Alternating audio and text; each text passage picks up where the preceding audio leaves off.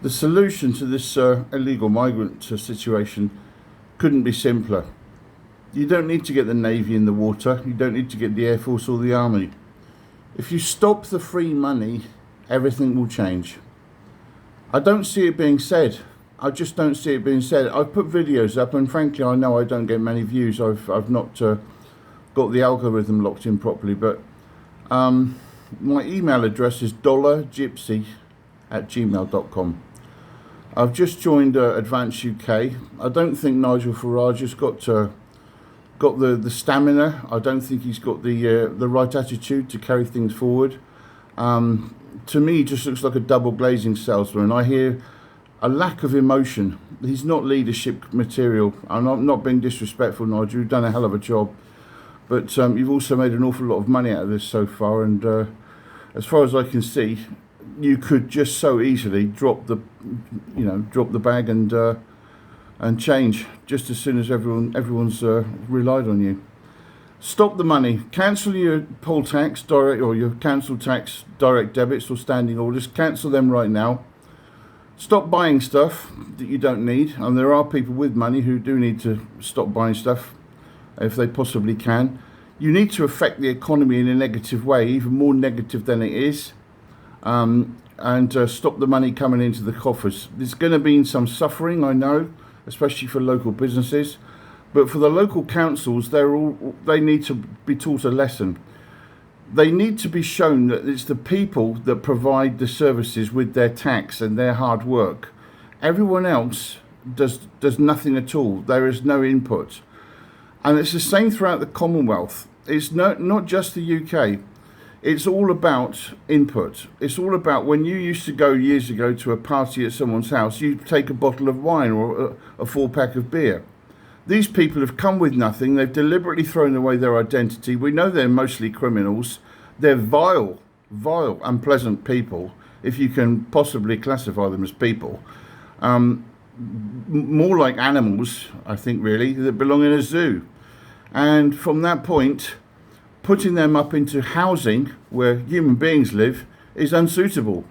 When they learn to behave like human beings, then you can consider, once they earn their position like we had to, maybe they can have housing, but they pay for it and they bring something to the country.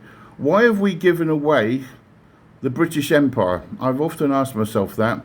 Slowly but surely we've given away the British Empire. It started with Hong Kong. Now, going back a little bit about knife crime, this started with Stephen Lawrence. Now, you Gen Zers are going to have to do some Google. Stephen Lawrence was murdered some years ago, and they were the three nasty, unpleasant little scumbags that carried out that murder were spitting at the crowd as they were arrested. They should have been hung.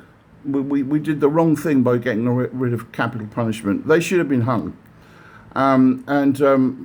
Certainly given life sentences as there's no capital punishment. Vile pieces of vermin.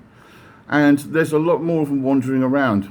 Now, we have every right to sue the government. The government seems to be taking money from the people. I think it's time that people took the money from the government. If there's no free money, nobody's going to be coming here. All right? They're not going to other countries, are they? I've been living in several different countries for the last few years because I can see what's happening in the UK. There's nothing there for me now. And many other people I know who work overseas as expats, they know there's nothing there. It's just sickening. It's absolutely heartbreaking. You know, I've seen guys, grown men cry over what's happened to the country. And they say, I love my country, but I can't live there. Why should you live there and pay tax for such horrific acts to be happening, and the government turns its eye? I'm wondering if Keir Starmer is actually a robot. In one of my other videos some months ago, way before anyone mentioned this, and I'm not laying claim to this being an original statement. What I'm saying is, I said he has the eyes of a Mako shark. He's a teleprompter addict. He has not an ounce of moral, and he's not an ounce of compassion. Not at all. If you look at leaders, real leaders, one of the best examples would be Lee Kuan Yew, the father of Singapore. And if you want to look to the future, have a trip to Singapore. Anyone who's listening to this who's been to Singapore knows They've got law, they've got order, they've got respect. It's multicultural, and Malaysia's pretty good at that too. Congratulations, that seems to be coming together quite nicely. And Malaysia is also majority Muslim. The Muslims in Malaysia would be horrified if they saw what's happening to so-called Muslims in the UK. The Muslims in the UK are terrorists, okay? And the sooner we ban them as terrorists, the better. Why do they wear masks in public and all black? Because they're cowards. We know that.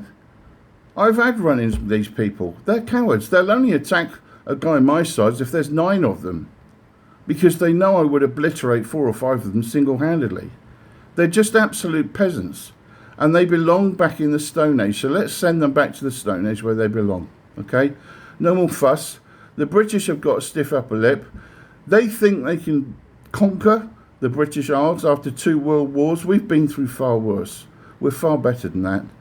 And there's absolutely no way they stand a chance. If the British men get together, we don't need to be armed. British men get together, we use our brains, our ingenuity, our stamina, and the 3 lions pull together. All right, the 3 lions in my eyes would be Scotland, England, and Wales. Now that might be a bit upsetting for a few you guys out there, but there are 3 lions, and they wouldn't stand a chance, really. They're outnumbered, and they don't know what they've stirred a hornet's nest. Okay, let's do it, guys. Let's just have a little clean up, because the final solution, part 2, is due. Amen.